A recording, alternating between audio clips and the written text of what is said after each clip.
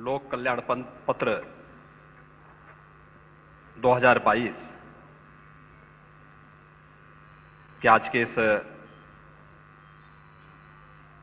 यहां पर विमोचन कार्यक्रम के मुख्य अतिथि देश के यशस्वी गृह और सहकारिता मंत्री माननीय श्री अमित शाह जी, उत्तर प्रदेश के चुनाव के सह प्रभारी और केंद्रीय मंत्री माननीय श्री अनुराग सिंह ठाकुर जी,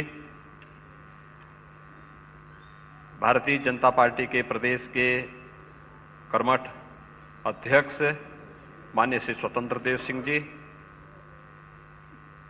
प्रदेश सरकार में मेरे वरिष्ठ सहयोगी उप मुख्यमंत्री द्वय श्री केशव प्रसाद मौर्य जी, डॉक्टर दिनेश शर्मा जी, अध्यक्ष घोषणा पत्र समिति प्रदेश सरकार के मंत्री श्री सुरेश कुमार खन्ना जी, प्रदेश महामंत्री श्री गोविंद नारायण शुक्ल जी और उपस्थित मित्रों, भारतीय जनता पार्टी 2022 के आज के अपने लोक कल्याण संकल्प पत्र के साथ आपके सम्मुख यहां पर उपस्थित है। अभी आदरणीय गृह मंत्री जी के करकमलों से भारतीय जनता पार्टी ने अगले 5 वर्ष के लिए उत्तर प्रदेश के 25 करोड़ नागरिकों के जीवन में परिवर्तन करने के अपने लक्ष्य को लेकर के अपना नया लोक कल्याण संकल्प पत्र जारी किया है। मित्रों, मैं इस अवसर पर सबसे पहले माननीय गृह मंत्री जी का और मंचस्थ सभी अतिथियों समेत आप सबका आज के समारोह में हृदय से स्वागत करता हूं। आज से 5 साल पहले भी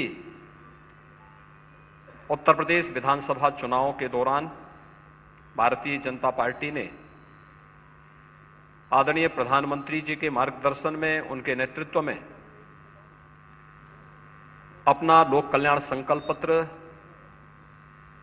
इसी सभा कक्ष में प्रदेश की जनता के सामने प्रस्तुत किया था। भारतीय जनता पार्टी ने 5 वर्ष पहले प्रदेश की जनता के सामने जो संकल्प लिए थे, उन संकल्पों को मंत्र मान करके आदरणीय प्रधानमंत्री जी के मार्गदर्शन में, उनके नेतृत्व में प्रत्येक वायदे को पूरा करते हुए जो कहा था वह करके दिखाया और जो कहेंगे वह करके दिखाएंगे। इस संकल्प के साथ आज भारतीय जनता पार्टी आप सबके सामने उपस्थित है। मित्रों, 5 वर्ष पहले उत्तर प्रदेश के अंदर हमने वायदा किया था उत्तर प्रदेश कर्फ्यू से मुक्त होगा, हर बेटी सुरक्षित होगी।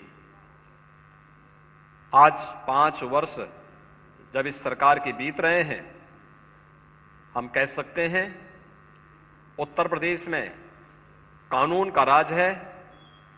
हर बेटी, हर बहन और हर माता अपने आप को सुरक्षित महसूस कर सकती है।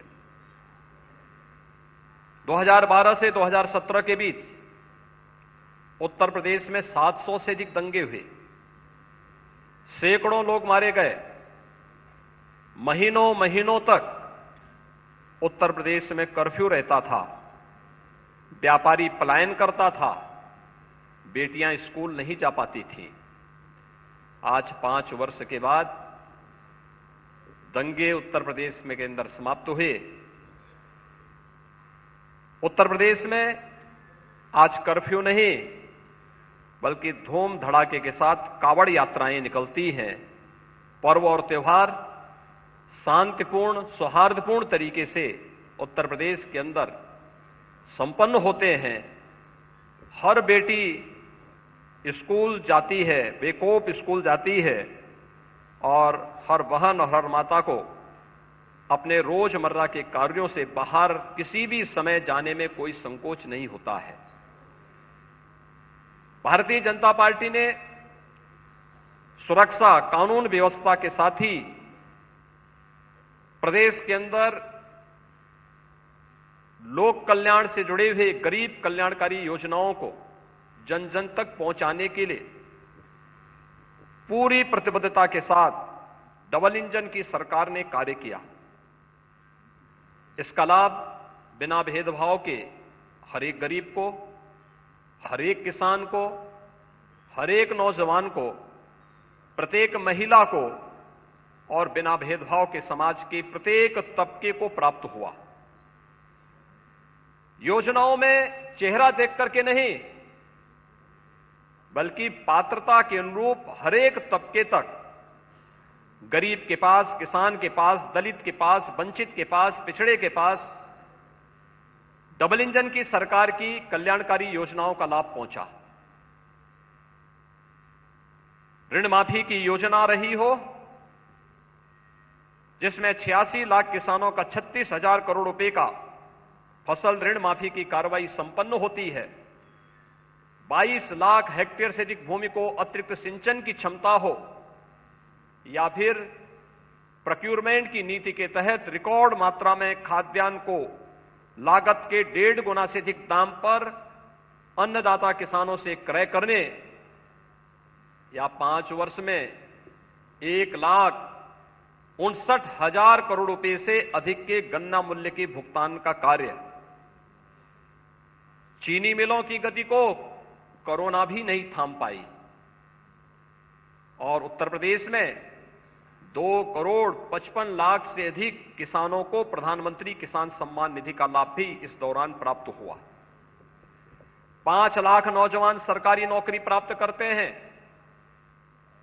सुरक्षा और कानून व्यवस्था की बेहतर स्थिति के माध्यम से प्रदेश के अंदर हुए निवेश और आदरणीय प्रधानमंत्री जी और आदरणीय गृह मंत्री जी के मार्गदर्शन में परंपरागत उद्यम को प्रोत्साहित करने के लिए एक जनपद एक उत्पाद की नीति और एमएसएमई सेक्टर को प्रोत्साहन का परिणाम था।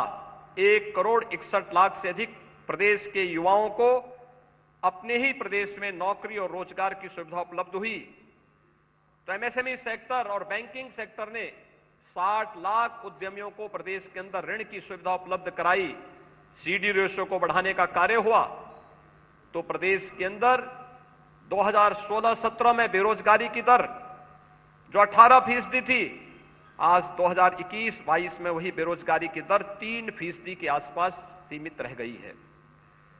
उत्तर प्रदेश न केवल नौजवानों बल्कि महिलाओं के कल्याण के लिए मुख्यमंत्री कन्या सुमंगला की योजना, बेटी के जन्म लेने से लेकर के स्नातक तक की पढ़ाई और 15,000 के एक पैकेज को प्रत्येक बेटी को उपलब्ध कराने की कार्रवाई, मुख्यमंत्री सामूहिक विवाह की योजना हो, भारत सरकार की मातृत्व वंदना योजना और जननी सुरक्षा योजना को प्रभावी ढंग से लागू करने और महिला स्वयंसेवी समूह के माध्यम से 1 करोड़ महिलाओं को आर्थिक स्वावलंबन की ओर अग्रसर करने, 58,000 से अधिक महिलाओं को बैंकिंग करस्पॉन्डेंट सखी के माध्यम से प्रत्येक गांव में बैंकिंग की सुविधा उपलब्ध करवाने की कार्रवाई रही हो। ये सभी कार्य प्राथमिकता के आधार पर प्रदेश के अंदर आगे बढ़ाने के कार्य हुए। तो गरीब कल्याणकारी योजनाओं के माध्यम से 43.5 लाख गरीबों को उनके सिर को ढकने के लिए एक आवास, प्रधानमंत्री आवास योजना के माध्यम से उपलब्ध करवाने में भी सफलता प्राप्त की। 2,61,00,000 से अधिक गरीबों को स्वच्छ भारत मिशन के अंतर्गत एक शौचालय उपलब्ध करवाया गया। 1,21,000 गांवों में विद्युतीकरण के लक्ष्य को पूरा करते हुए 1,43,00,000 परिवारों को फ्री में विद्युत कनेक्शन उपलब्ध करवाए गए। तो 1,56,00,000 गरीबों को प्रधानमंत्री उज्ज्वला योजना में रसोई गैस की फ्री में कनेक्शन भी उपलब्ध करवाए गए। 9 करोड़ लोगों को प्रधानमंत्री आयुष्मान भारत योजना और मुख्यमंत्री जन आरोग्य योजना के माध्यम से प्रदेश के अंदर 5 लाख रुपए सालाना स्वास्थ्य बीमा का कवर दिया गया। तो मित्रों, 1 करोड़ वृद्धजनों को, विधवा महिलाओं को और दिव्यांग जनों को 12,000 रुपए सालाना पेंशन की सुविधा उपलब्ध करवाई गई। 5 वर्ष के दौरान ही 15 करोड़ लोगों को कोरोना कालखंड में डबल इंजन की सरकार ने हर महीने डबल डोज राशन की उपलब्ध करवाने का कार्य भी किया। उत्तर प्रदेश का कोरोना प्रबंधन आदरणीय प्रधानमंत्री जी के मार्गदर्शन और नेतृत्व में देश के अंदर अव्वल रहा। आज जब हम लोक कल्याण संकल्प पत्र जारी कर रहे हैं, हम लोगों ने अब तक 27 करोड़ से अधिक वैक्सीन की डोजेज उत्तर प्रदेश के अंदर उपलब्ध करवाई है। पहली डोज लेने वालों की संख्या प्रदेश के अंदर 100% है। सेकेंड डोज भी 75% लोगों ने उत्तर प्रदेश के अंदर ले ली है। प्रिकॉशन डोज हो या 15 to 17 एज ग्रुप को वैक्सीन देने की कार्रवाई युद्ध स्तर पर उसे आगे बढ़ाया जा रहा है। आज देश के अंदर वैक्सीन देने वाले राज्य में उत्तर प्रदेश नंबर 1 स्थान पर है, तो सर्वाधिक टेस्ट करने वाला राज्य भी है। और थर्ड वेव तो आज हमारे नियंत्रण में है। थर्ड वेव को भी उत्तर प्रदेश के अंदर नियंत्रित किया जा चुका है। बेहतरीन कोरोना प्रबंधन आदरणीय प्रधानमंत्री जी के माध्यम से देश और दुनिया ने भारत के इस प्रबंधन को स्वीकारा है और उत्तर प्रदेश ने भारत सरकार की उसी गाइडलाइन का पालन करते हुए इस प्रदर्शन को आगे बढ़ाने का कार्य किया। प्रदेश के अंदर इंफ्रास्ट्रक्चर डेवलपमेंट का कार्य 5 वर्ष में अगर हम देखेंगे, 70 वर्षों में प्रदेश के अंदर केवल 12 मेडिकल कॉलेज और 5 वर्ष में डबल इंजन की सरकार ने 33 मेडिकल कॉलेज के निर्माण की कार्रवाई को आगे बढ़ाया, जिनमें 17 में प्रवेश हो चुके हैं, शेष 16 पर वर्तमान में कार्य चल रहा है। 2 एम्स क्रियाशील हो चुके हैं। जनपद स्तर पर हेल्थ इंफ्रास्ट्रक्चर बेहतरीन हुआ है। 70 वर्षों में 1.5 एक्सप्रेसवे उत्तर प्रदेश में थे। आज उत्तर प्रदेश में 7 नए एक्सप्रेसवे पर कार्य चल रहा है, जिसमें आदरणीय प्रधानमंत्री जी के कर कमलों से पूर्वांचल एक्सप्रेसवे का लोकार्पण हो चुका है। बुंदेलखंड एक्सप्रेसवे निर्माण के अपने अंतिम चरणों में चल रहा है। गोरखपुर लिंक एक्सप्रेसवे का कार्य प्रगति पर है। बलिया लिंक एक्सप्रेसवे के लिए भूमि अधिग्रहण की कार्रवाई चल रही है। गंगा एक्सप्रेसवे पर कार्य प्रारंभ हो चुका है। कानपुर लखनऊ ग्रीनफील्ड एक्सप्रेसवे पर भूमि अधिग्रहण की कार्रवाई चल रही है। ऐसे ही अन्य दिल्ली मेरठ एक्सप्रेसवे राष्ट्र को समर्पित हो चुका है।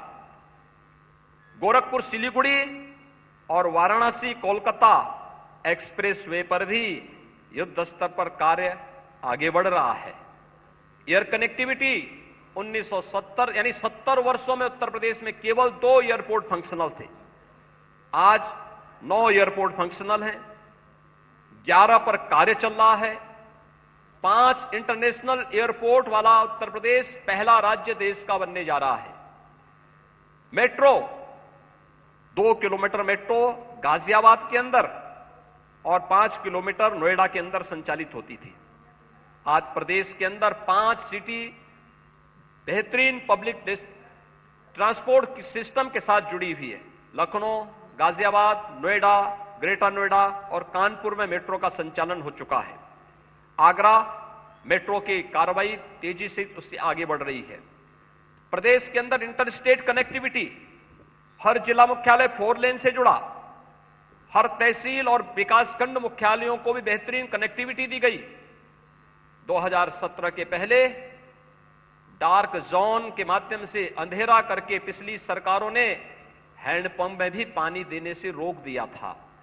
और आज जब 5 वर्ष के अंदर हैं, सभी 75 जनपदों में, सभी 734 नगर निकायों में, प्रदेश के सभी 97,000 राजस्व गांवों में आज 24 घंटे विद्युत की आपूर्ति हो रही है। यही बदले हुए उत्तर प्रदेश की वह तस्वीर है जिसे 5 वर्ष पहले जनता के सामने आदरणीय गृह मंत्री जी, जो उस समय भारतीय जनता पार्टी के राष्ट्रीय अध्यक्ष थे, उनके सामने भारतीय जनता पार्टी ने प्रदेश की जनता से जो कहा था इन 5 वर्षों के अंदर उसे पूरा किया। आस्था का सम्मान भी किया। आस्था का सम्मान प्रदेश के अंदर चाहे काशी विश्वनाथ धाम के निर्माण कार्य को एक समय सीमा के अंदर पूरा करना रहा हो, अयोध्या में दुनिया की सुंदरतम नगरी के रूप में अयोध्या धाम को स्थापित करने का रहा हो, मथुरा, वृंदावन, बरसाना, गोकुल, बलदेव, गोवर्धन, इन तीर्थों को भी ब्रज तीर्थ विकास परिषद के माध्यम से आगे बढ़ाने का हो, विंध्यवासिनी का धाम हो, 700 ऐसे तीर्थ स्थलों और मंदिरों और महत्वपूर्ण स्मारकों को प्रदेश के अंदर एक नई ऊंचाई देकर के भव्य कुंभ और दिव्य कुंभ के आयोजन के माध्यम से उत्तर प्रदेश की एक नई तस्वीर देश और दुनिया के सामने प्रस्तुत करने का कार्य रहा हो, या पुलिस के आधुनिकीकरण के कार्य को, शिक्षा के क्षेत्र में हुए व्यापक परिवर्तन के कार्य को, यह व्यवस्थित रूप से 5 वर्षों के अंदर जीवन के प्रत्येक क्षेत्र में 212 संकल्प हम लोगों ने 2017 में लिए थे और सभी 212 संकल्पों को अक्षरशः मंत्र मान करके भारतीय जनता पार्टी की डबल इंजन की सरकार ने इसे पूरा किया। भारतीय जनता पार्टी आज एक बार फिर प्रदेश की 25 करोड़ जनता के सामने अपने इस एक नए संकल्प पत्र के रूप में यहां पर आई है। आज हमारा सौभाग्य है, एक बार फिर से माननीय गृह मंत्री जी का सानिध्य हमें प्राप्त हुआ है। उनके करकमलों से भी उत्तर प्रदेश लोक कल्याण संकल्प पत्र 2022 अभी यहां पर जारी हुआ है। 2022 का ये 5 वर्षों का विजन डॉक्यूमेंट उत्तर प्रदेश के सामने भारतीय जनता पार्टी आज जारी कर रही है। इसमें जो भी भारतीय जनता पार्टी कहेगी उस संकल्प को मंत्र मान करके पूरा करेगी, इस विश्वास के साथ मैं आज के इस अवसर पर आदरणीय गृह मंत्री जी का आज के इस कार्यक्रम के अवसर पर एक बार फिर से हृदय से स्वागत करता हूं। आप सभी मित्रों का भी हृदय से स्वागत करता हूं। धन्यवाद। जय हिंद। धन्यवाद। मित्रों, आज इस अवसर पर मैं आग्रह करूंगा, जिन्होंने उत्तर प्रदेश में प्रभारी के रूप में कार्यकर्ताओं के दिलों पर काम करते हुए कार्यकर्ताओं का बहुत बड़ा समूह जनता